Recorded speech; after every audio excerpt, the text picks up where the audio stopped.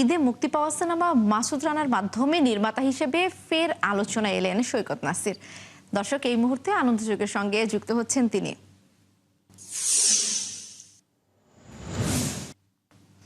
সৈকত নাসির, আপনাকে স্বাগত জানাচ্ছি ৭১ স্টুডিওতে। নিশ্চয়ই ভালো আছেন এবং আমাকে শুনতে পাচ্ছেন।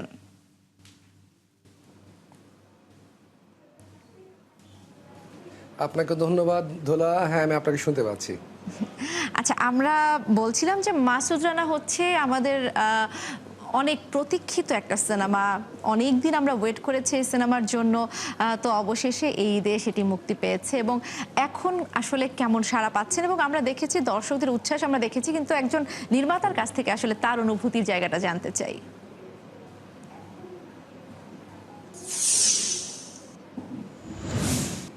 দর্শক খুব পছন্দ করতেছে। আসলে নির্মাতা সবচেয়ে বড় পাওয়া এটাই যে অনেক প্রতীক্ষার পরে সিনেমাটা আমরা দর্শকের সামনে সঠিকভাবে উপস্থাপন করতে পারছি।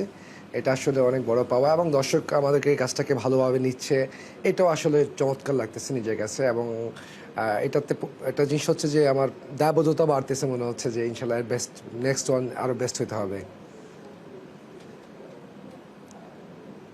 আপনি যে যুক্ত হলেন আসলে এই সিনেমার সঙ্গে, সেই গল্পটা একটু শুনতে চাই আপনার কাছে আসলে।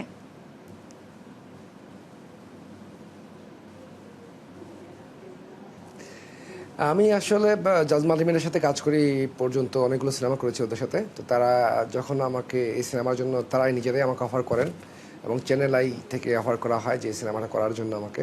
তো আমি যখন শুনতে পারলাম তখন খুবই আলোচিত সিনেমা ছিল সিনেমাটা ব্যাপারে, বিকজ এটা রিয়েলিটি শো হয়েছিল কে হবে মাসুদ রানা, ওখান থেকে একজন চ্যাম্পিয়ন হয়ে রাসেল রানা এসেছে এই সিনেমার জন্য। তো আমি জানতাম না যে সিনেমার ডিরেকশন দেবো আমি, যখন আমাকে বলা হলো তখন আসলে খুবই, এটা আসলে আমার জন্য খুবই কি বলা যায়, বড় একটা পাওয়া। বিকজ অফ মাসুদ রানা আমি বিগ ফ্যান কাজী আনোয়ার হোসেনের স্যারের। আমাদের শৈশবের আসলে সবচেয়ে রোমাঞ্চকর কিছু স্মৃতি আছে মাসুদ রানা নিয়ে আমাদের সবারই।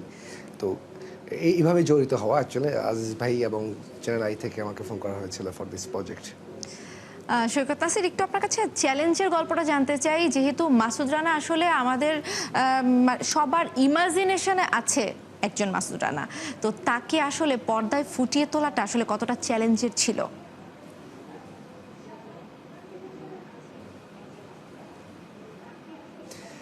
একটা প্রবাদ বাক্য আছে, never portrait the national anthem.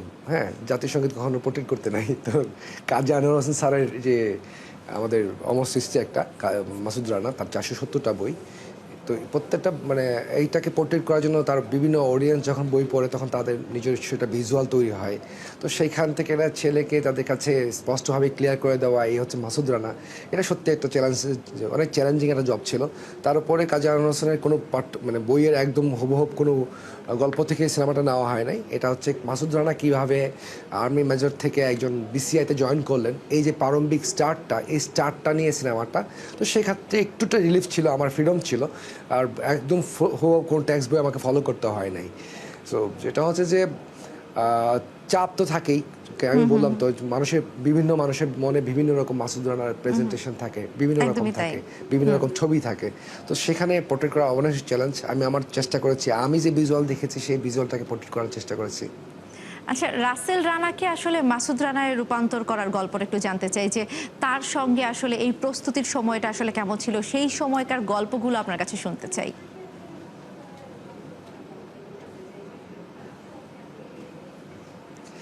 Rasel খুবই একটা মাইডিয়ার পারসন। ও যখন চ্যাম্পিয়ন হয়ে আসে তাদের ওখানে যে গ্রোমিংটা ছিল, গ্রোমিংটা অনেক ভালো ছিল। আমি তার সাথে এই গল্প নিয়ে আমি প্রায় 6 মান্থের মতো, 6 মাসের মতো তার সাথে আমার আগে বসা হয়েছে। আমরা কীভাবে প্ল্যান করতেছি, আমার চাওয়াটা কি, ওর চাওয়াটা কি, ওর টোটাল জিনিসটাকে নিয়ে আমরা অনেকবার বসছি। এবং ও খুব তাড়াতাড়ি ক্যাচ করতে পারে, ওর সবচেয়ে ভালো দিক হচ্ছে এটা। হ্যাঁ, প্রথম সিনেমা হিসেবে আপনারা দেখবেন যে ওকে বোঝা যাচ্ছে না, প্রথম সিনেমা, তার অনেক ভুল ত্রুটি তো আসি, বাট তারপরেও চমৎকারভাবে মানুষ তাকে রিসিভ করেছে। বিকজ অফ একটা সময় সে দিচ্ছে, সার্টেন টাইম দিচ্ছে এই সিনেমাটার জন্য, চমৎকার সময় দিচ্ছে। এবং যেটা হয়েছে, সিনেমাটা লং টাইম আগে শুটিং করা ছিল, তো সেক্ষেত্রে আমাদের অনেক বেশি শেয়ারিং হইতো, যে শেয়ারিংটা হইতো এবং এটা খুবই তাড়াতাড়ি ক্যাচ করতে পারতো রাসেল। অ্যাজ এ ফ্যামিলি মেম্বারের মতো রাসেল হয়ে গেছে।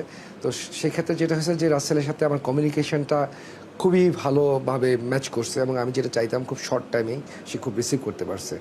এবং এই সময়টা আমাদের জন্য একটা মানে ভালো বলেন খারাপ বলেন 5টা বছর খুব ভালো একটা সময় বা খারাপ সময় যাই বলেন না কেন, একসাথে ছিলাম।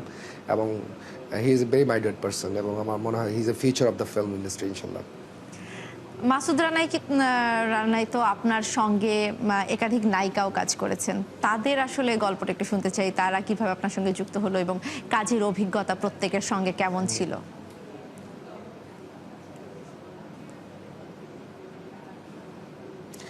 যেহেতু আমি একটা হাউস বেস কাজ করেছি জাজ মাল্টিমিডিয়া এবং চ্যানেল আই, জাজ মাল্টিমিডিয়ার ডিসিশন ছিল তারা কাকে কাকে কাস্ট করবে না। আমার এখানে খুব ফ্রিডম কম ছিল, একদম বিট ট্রুথ যেটা।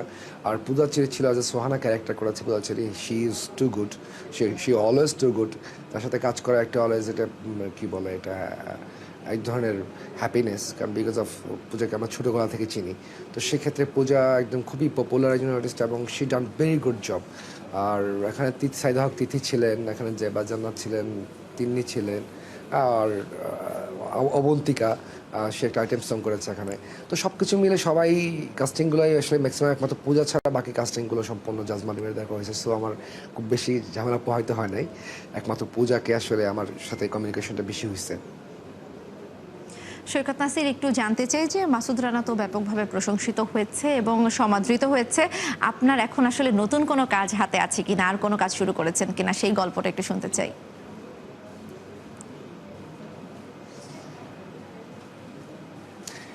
হ্যাঁ, আমরা প্ল্যান করেছি আগামী কুরবানিদের জন্য নতুন একটা প্রজেক্ট, এবং ইনশাল্লাহ সব কিছু ডান হলে আমরা জানাবো। এবং ইনশাল্লাহ it's a my ambitious project also, other one. So ইনশাল্লাহ next one will be the move blast. So এটা তো অনেক সময় লেগে গেছে, সেটা এত সময় লাগবে না, 1 বছর ভিতরে ইনশাল্লাহ আমি আগামী কুরবানিকে টার্গেট করে করতেছি। আর এছাড়াও আমার হাউস বেস ভিজুয়ালাইজার বেস অনেকগুলো কাজ হয় আমাদের। আপনারা জানেন যে visualiser is one of the popular house, যে বাংলাদেশে এখানে প্রোডাকশন হাউস আমরা কাজ করি, বিভিন্ন প্রোডাকশন ডিজাইন থেকে শুরু করে বিভিন্ন ধরনের বিজ্ঞাপন, টেলিভিশন, কমার্শিয়ালস এবং আদার্স কাজগুলো করে থাকি। তো সেই কাজগুলো তো আছে। এছাড়া সিনেমার ব্যস্ততা বলতেই যে আগামী কুরবানিতে ইনশাল্লাহ একটা টার্গেট করে সিনেমা এগোচ্ছে, বাকিটা ইনশাল্লাহ দর্শক জানবে সব কিছু কমপ্লিট হওয়ার পরে। সৈকত নাসির, আপনাকে অসংখ্য ধন্যবাদ। নিশ্চয়ই আপনার সঙ্গে আবারও আমরা আলাপ করব, ভালো থাকবেন। দর্শক, আমাদের সঙ্গে যুক্ত ছিলেন এ সময় জনপ্রিয় নির্মাতা, যিনি মাসুদ রানা নির্মাণ করেছেন, সৈকত নাসির।